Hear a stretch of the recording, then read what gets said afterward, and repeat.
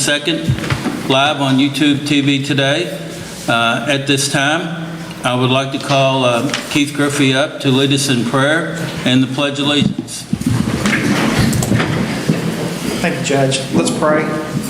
Heavenly Father, thank you for the opportunity to come together and to do the business of the county. Lord, we ask your guidance and put your hand on each one of these leaders as they make decisions. Lord, we also ask for healing for this community, this state, and this country as we go through so many things. In Jesus' name, amen. Amen. I pledge allegiance To the flag of the United States of America and to the republic for which it stands, one nation, under God, indivisible, with liberty and justice for all. Amen. Thank you, Keith. Sam, at this time, would you call the roll, please? Mr. Mitchell? Yes. Mr. Loxton? Yes. Mr. Laszlo? Yes. Mr. Rayo? Yes. Judge Summers? Yes. Present? Thank you. Treasurer's transfer report. Yes, I have provided those to you on your desk, and those dated for May the 31st and also for June the 2nd for your approval. Okay. Put in form of motion. Second. Got a motion by Treasurer's transfer report. Sam, call the roll, please. Mr. Loxton? Yes. Mr. Laszlo? Yes. Mr. Rayo? Yes. Judge Summers? Mr. Mitchell? Yes. Motion carried. Thank you. Presentation and approval of all bills. Make a motion we approve all bills. Second. Got a motion by 4th District Magistrate Ray Hill to approve all bills. A second by 3rd District Magistrate Laswell to approve all bills. Sam, call the roll, please. Mr. Laszlo? Yes. Mr. Rayo? Yes. Judge Summers? Yes. Mr. Mitchell? Yes. Mr. Loxton? Yes. Motion carried. Thank you.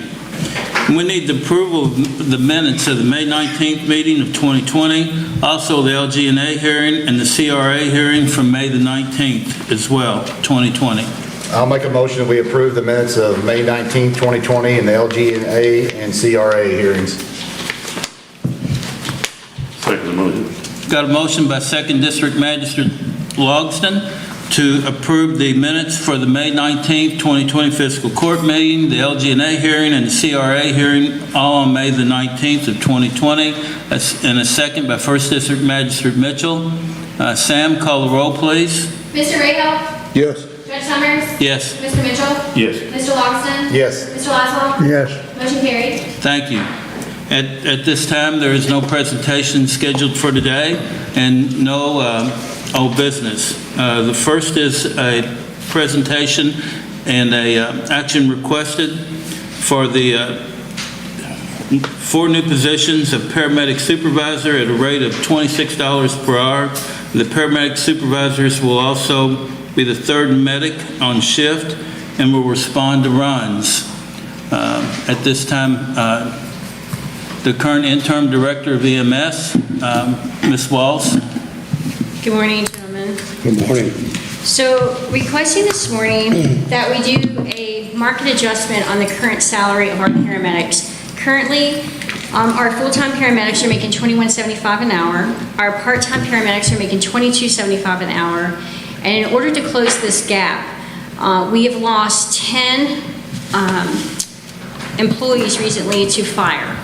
And it's because, like, I'll give you an example. At Butyl Fire, St. Matthews, Fern Creek, and J-Town, they all pay employee benefits, and they're paying anywhere from $24.50 an hour to $25.50 an hour. J-Town and St. Matthews, they're actually paying the employees' benefits and their family benefits, and they're giving them an HSA card.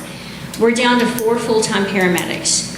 They're getting their tails handed to them. I mean, just to put it frankly. I mean, they're having to chase every run, and we're going to have to increase the salary in order to get more folks in there to have at least 2 paramedics per shift. The goal would be to have 3, so we could have an ALS supervisor as well, and that, as the judge mentioned, the 3rd medic would also chase runs and be a supervisor. So it's going to be they'll be dual-hatted. Okay. So what's this going to bring? So you got 4 now, and it's going to bring you up to 8, but you needed 12 though, didn't you? Correct. The ideal goal would be to have 12. At 12. But Because we have 4 shifts. We have A shift, A days and nights, and B's, A's and nights. So this will bring you up to 8 full-time paramedics?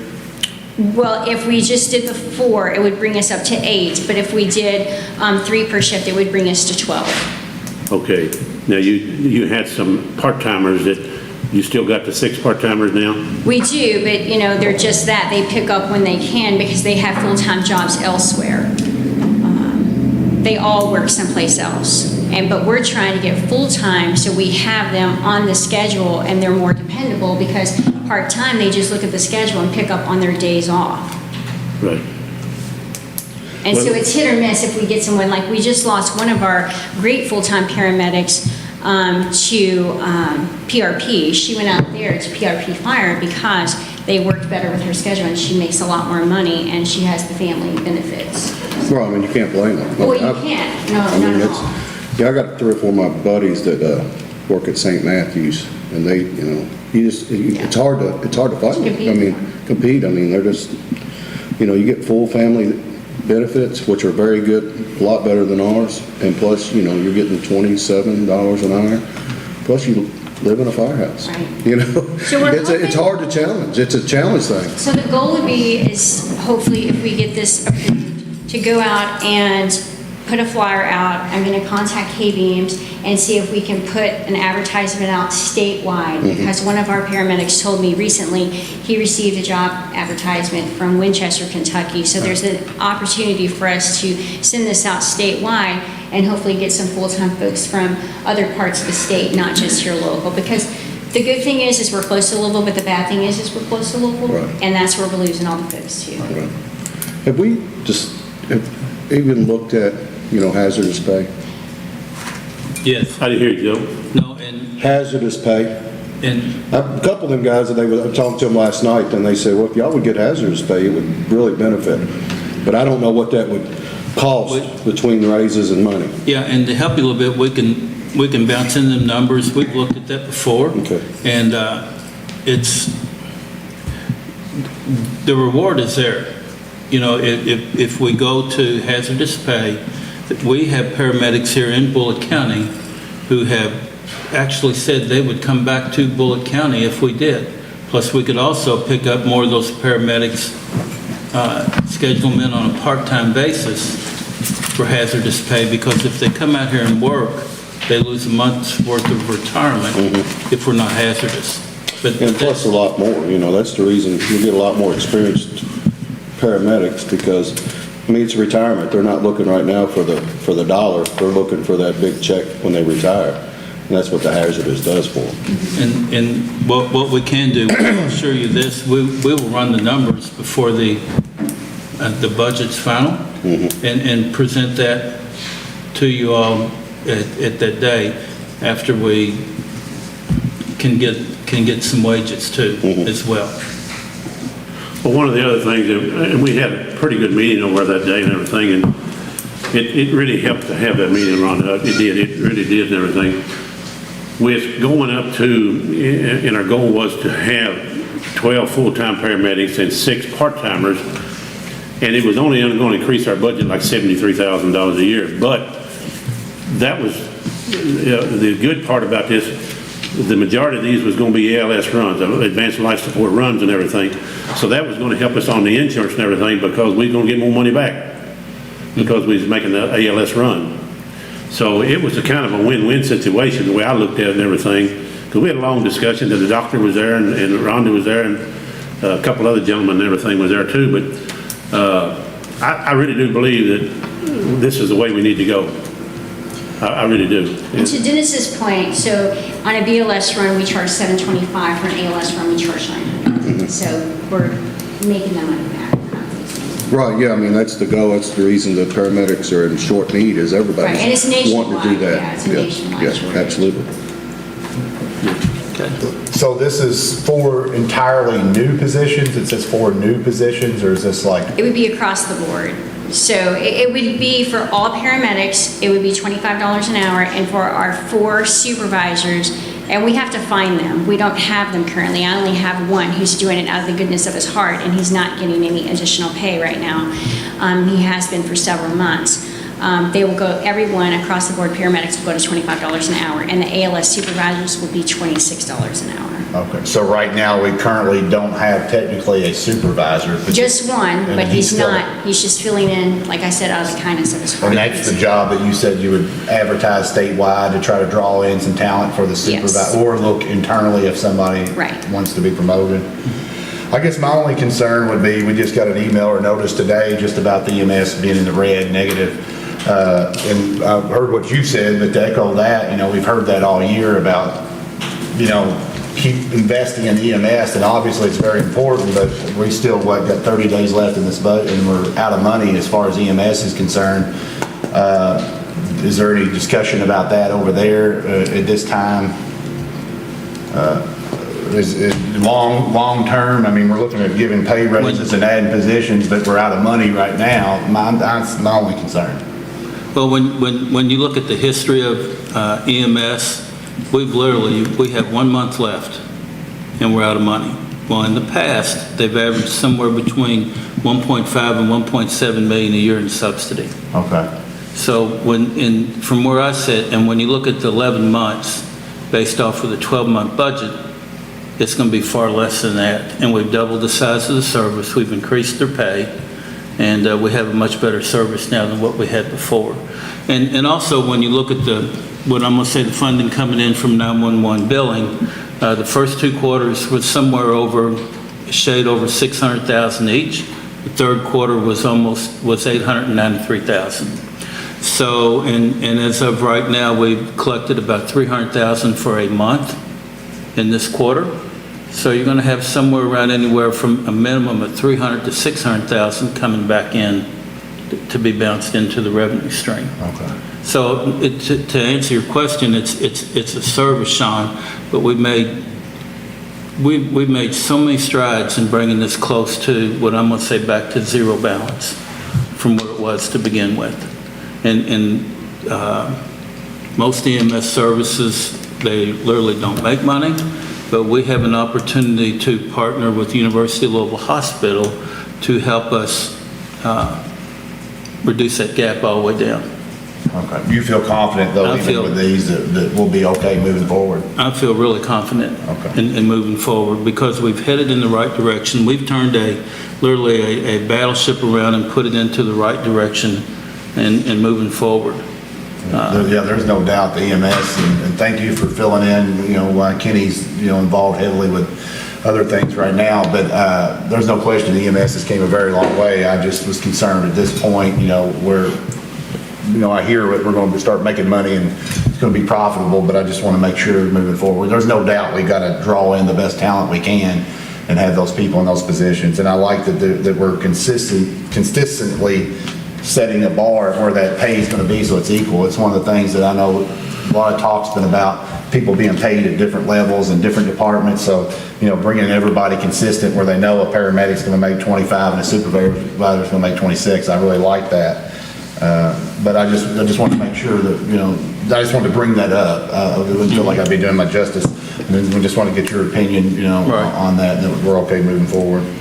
That was my biggest thing, Sean, is when I first got in here, you got a business sense, and outside the country, or outside the I guess, public office sense, they don't work the same. We're looking to make money in my business and your business and everybody else.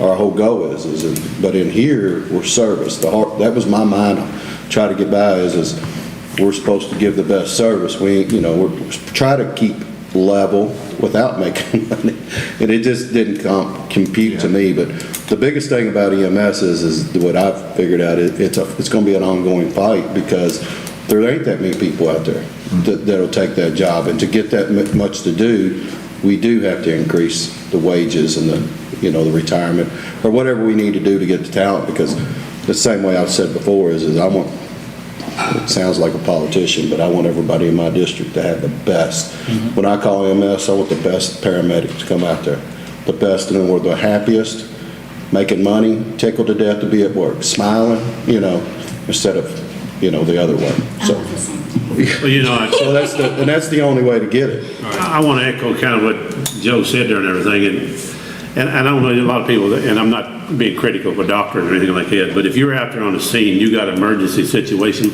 would you rather have a doctor on that scene or a paramedic? you're better off with a paramedic on that scene, the doctor, because most of your doctors are not trained in the emergency field. Yeah. You see what I mean? And I've watched this thing since 1990. A lot of years I've watched this EMS, and I know what it used to be and what it's gone to now, everything now. It's a lot of difference in everything, and I support this move 100%, what we're trying to do here right now. I really do. So, but I went over and had meetings with them, and I seen the other side of it too, but I really feel good about this right now. May get slapped, but I hope not. I think I look good about it, feel good about it.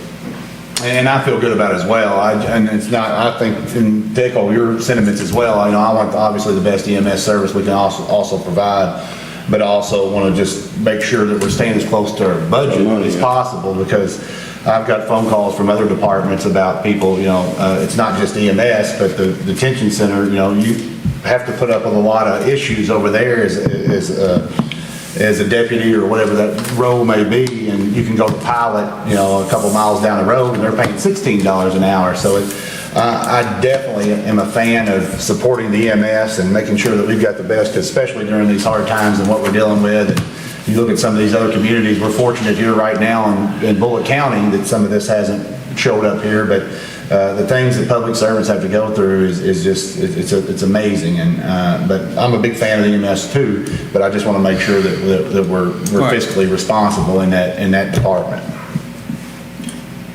Got it. Any other discussion? So I'm going to make the motion for the paramedic supervisor, $26 an hour, and a baseline paramedic to be making $25 an hour. I'm going to make that motion. I'll second that motion. Got a second by 1st District Magistrate Mitchell. Sam, call the roll, please. Judge Summers? Yes. Mr. Mitchell? Yes. Mr. Lawson? Yes. Mr. Lassall? Yes. Mr. Rahal? Yes. Motion carried. Thank you. Thank you. Thank you, Director Thank you so Laws, much. for what you've been doing. The second one is I'm asking for action to be, Mike couldn't be here because Mr. Howe is over making sure that everything is sanitized in the Circuit Court building. But what we would like to do is this. He has a part-time employee by the name of Kaylin Holen, and we would like to make her full-time at $14.50 an hour to make sure that he has enough staff. We've also got a road department employee over there too to help out to make sure that our judicial court system stays healthy and sanitized in between each meeting. The staffing improvement is needed, and Judge, this is where I'm at with it. can we skip 2? That was, we included 2 with 1. Oh, you did? I'm sorry. That's what I said with 25. Oh, okay. I apologize. No, that's okay. I I knew that. apologize. So we're going to, all paramedics are going to 25. Yes. What's the effective date, sir? I'm sorry. Well, the effective date for the raises of the paramedics, the way I understand it, was at the beginning of the new budget. Yes.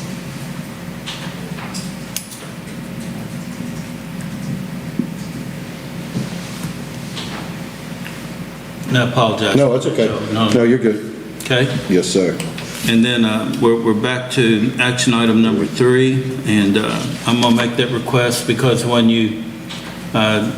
they're working at 33% capacity in each courtroom, like Ms. Porter's is 14, Judge Burroughs is 33 or 34. I don't know what Ms. Robinson's is, but it's they're going to need full-time people in there all day long. Like I said, we have the road department over there today to assist them as well. So How long has she been over there, Joe? that's a good question. Quite a while. She's worked for Mike. It was his recommendation to bring her into full-time so he can use her all the time. Okay. Would that give us enough people over there to keep everything sanitized, clean, without having to pull people from other departments, or do we need more help? Or? No, we're going to need more help, and what we will do, what we chatted with Mr. Howe about is to, and back to your question, Sean, we did offer some of the employees who are laid off at the jail to come over and bring them back to work. I haven't got a response back yet, but we will have to hire some temporary folks or a cleaning service to come in, depending on the need. Yeah, I know we talked briefly, but since we're live, you might tell people just what's going on over there. Of course, a lot of people know with coronavirus, but why we're having to even do this. Well, it's all about the Chief Justice system, and the Chief Justice has accelerated when the courts can open back up. They're wanting to do it not only live with Zoom, Skype, or whatever, but also in the courtrooms as well. And those courtrooms have to be completely sanitized after each session, and that's quite the experience in the job to be able to do that. When you look at rooms that they'll hold anywhere from 50 to, I believe Rodney's courtroom will hold 100 and something as well. And this will go on from now till the pandemic is not a pandemic anymore. Let me ask you a question, Mr. Schuller. When these people come in the Justice Center, of course, I know you've got staff and everything over there. If you've got people over there that is checking the temperature and going to be doing all this, because it looks to me like they're going to have an awful load over there with people coming in once they start opening everything up over there. If you'll note, we've got a pretty significant set of protocol over there, Mr. Mitchell, and that came down from the security folks at the Administrative Office of the Court via the Chief Justice of the Supreme Court, John Minton. And if you notice, we've got multiple people on the portico before you come in the building, and they are questioning folks, they're determining what their business is at the court, and there are some folks that think they have business at the court that the Chief Justice has declared an order that they not be allowed in, and so we're checking all of that. We're also checking their physical condition, and we're questioning them as to whether or not they have been ill and that sort of thing. In terms of, if you had a case over there, you went over and for instance, they would ask you whether you had a fever, they would ask you this or that. Now we are not physically examining people like they're cattle or anything like that. We are questioning them, and we are relying upon their veracity and good judgment in responding to our questions. But secondarily, if somebody would walk up there and they were sweating profusely and it looked like they had the flu or something of that nature, then we would act in accordance. Okay. All right. Well, thank you, Will. All right. Thank you. Any other questions? Any comments? Jerry, would, Yes, sir? like I know the ALC reimburses us some fees on that. Is there something we can send in for the extra that We was are. costing us? Yeah, we're applying through all this through COVID-19. Okay. And also with FEMA. And right now, to help you, Joe, we've got close to, my best estimate, about $450,000 out in requests already from our emergency services, the extra cleaning, what you see here in the courthouse itself, where we're having to remove all the cushions and the benches and all that. So yes, we're applying. Okay. And through the CARES Act, we have a meeting with Commissioner King of the DLG this Thursday to go over all this on June 4th. Awesome. Thank you. Yes, sir. And that we are doing. Because it is all literally COVID related. We can even go up to the point with the CARES Act to be able to remove all of our current faucets that are not, what I'm going to say, motion sensor. They're wanting to even do that as well. So.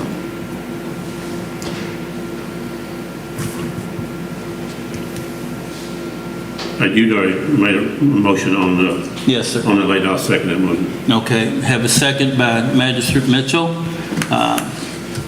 Sam, call the roll, please. Mr. Mitchell? Yes. Mr. Logston? Yes. Mr. Laswell? Yes. Mr. Rahal? Yes. Judge Summers? Yes, Motion carried. thank you. And If I may, what's Yes. the effective date of her full-time employment? let's just start it as soon as we can, this next payroll.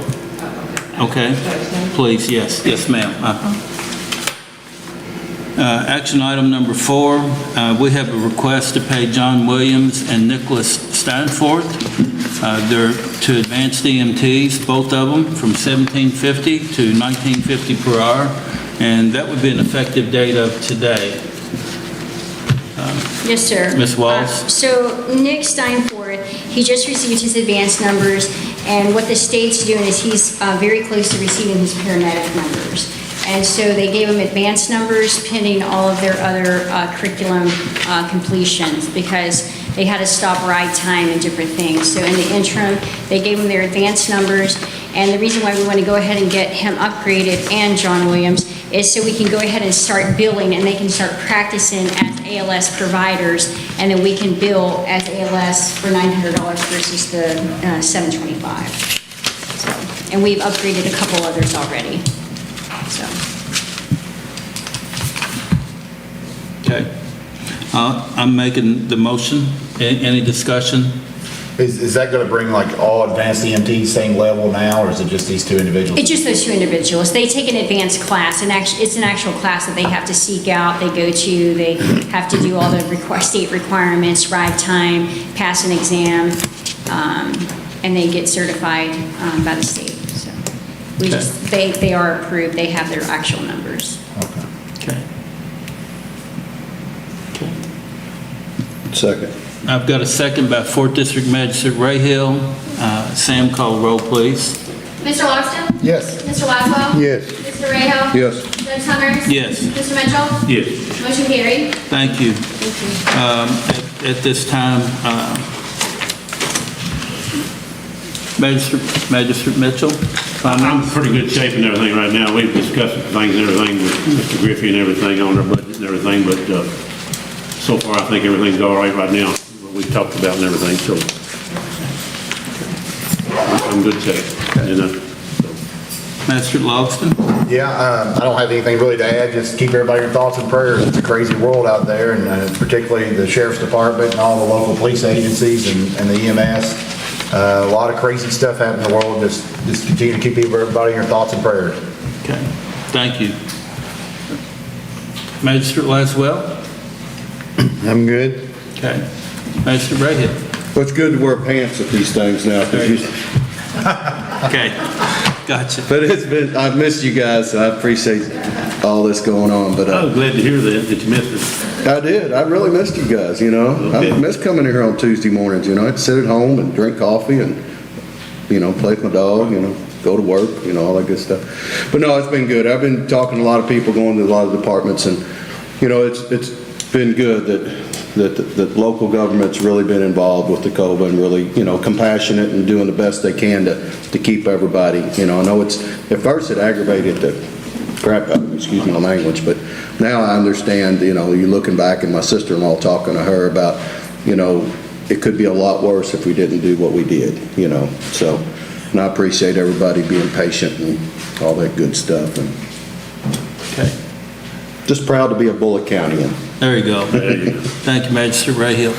Walt, did you have something? I did, if I may take just a moment, I wanted to give you all a little bit of a report of Okay. the business that the Sheriff's Office and the various police agencies have been taking over the last Right. month and for the last few months, if I may.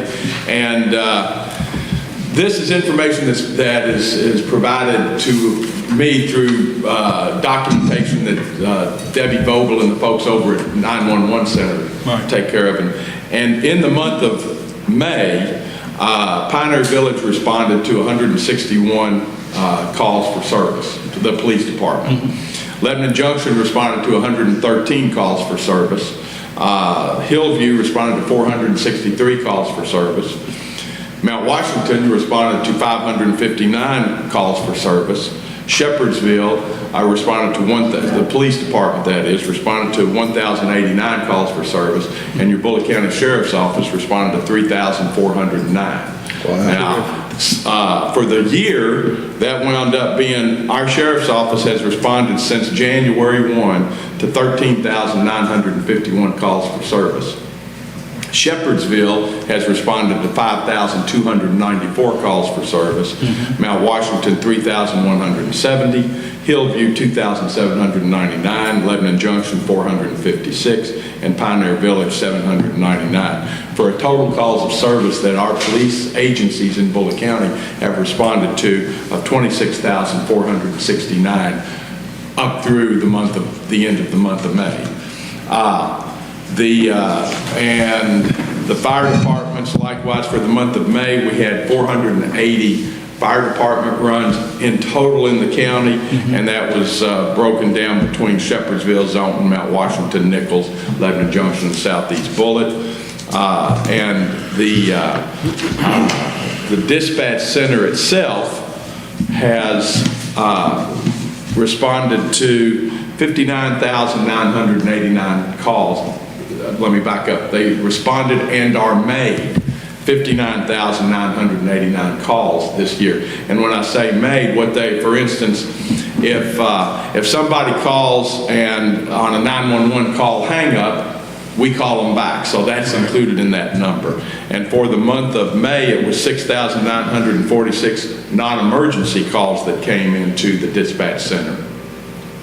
3,478 emergency calls, 211 911 hang-up calls, and then our outgoing calls, which would include when we call back to the 911 hang-ups, was 2,318. So that's, I just wanted you and the folks at home to know, the work that your first responders are doing. Yeah. And you've got the numbers, I believe, on EMS. EMS. Yes, sir, I sure do. And thank you all for that information. And that leads into my segue that out of all those calls, you have to remember that they've followed procedures to the hilt, especially with COVID-19. And as of this time, with all those cases, we've only had one first responder test positive for COVID-19 during this pandemic. And that was a Mount Washington police officer. And so I can't thank you, Walt, and all those who have responded to this pandemic for doing your due diligence and following procedures and making sure that the community stays safe and healthy during all this as well. Judge, thank you. And on behalf of all the police agencies, first responders, let me say thank you. And it's them, it's not, I'm primarily just here at the office administrating paperwork and so forth, but the men and women that we have out there responding nightly and daily, they're doing an outstanding job for the people of Bullitt County, particularly with all this unrest that's going on around the country. And we have been very watchful of that over the last number of days as well. There you go. And thank you, Walt. Well, Thank you, Sheriff. is there a possibility we get a copy of that? Yes, sir. Oh, yes. I'd love to have a copy of it. Yeah, please. I wanted to also pass on everything that, and I'm getting some calls, people saying that they're seeing your men out there on runs and everything. And I love to hear that from my people out there, constituents out there. So just wanted to pass that on to you, because I got another call last week from someone out in there that said, I'm seeing more of them all the time. And I appreciate that. Thank you. I appreciate hearing it myself. Okay. Okay. Yes, I'll as soon as we finish here, I'll walk over here to the office and make a copy of this stuff. It's got, some of it has a little bit of my scribbling on it, but you're welcome. Well, you can erase that off, can't you? Well, I wrote too big. I don't have to pick up the eraser, but we'll get you. All right, thank you, buddy. Okay. And again, following up on the rest of my comments is this: as of yesterday morning, we had 114 confirmed or probable cases of COVID-19, of which 101 was confirmed, 13 probable. We have 24 still active. And the best thing about this is we've got 86 folks of those 114 who have fully recovered. And we're so sorry, we'll do something green with the courthouse here, because we have had 4 deaths related to it. But on a good note, I want to thank all of y'all sitting here at this table for your support of the meals that we've done for the seniors. To date, we've done 22,525 meals out to our seniors in need. We would like to continue this through the end of June as well. And I have one more ask of y'all. We received a dumping ordinance from the county attorney's office a few meetings back, And if y'all would take the opportunity to review that and put your comments on there, we'd like to put this to bed and either pass the ordinance or what we do believe with it, because it's a huge issue in this community all the way around now. I've been getting some calls on that, John, so I'm glad you got that ready. Yeah, it's ready. Does John have anything he wants to bring up? I think, are you good, John? Pardon? Are you good? Perfect. Okay. All right. I'll need a motion to adjourn. So move. Second. Got a motion by First District Magistrate Mitchell, a second by Second District Magistrate Logston to adjourn. Sam, call the roll, please. Mr. Laszlo? Yes. Mr. Rahal? Yes. Judge Summers? Yes. Mr. Mitchell? Yes. Mr. Lawson? Yes. Motion carried. Thank you.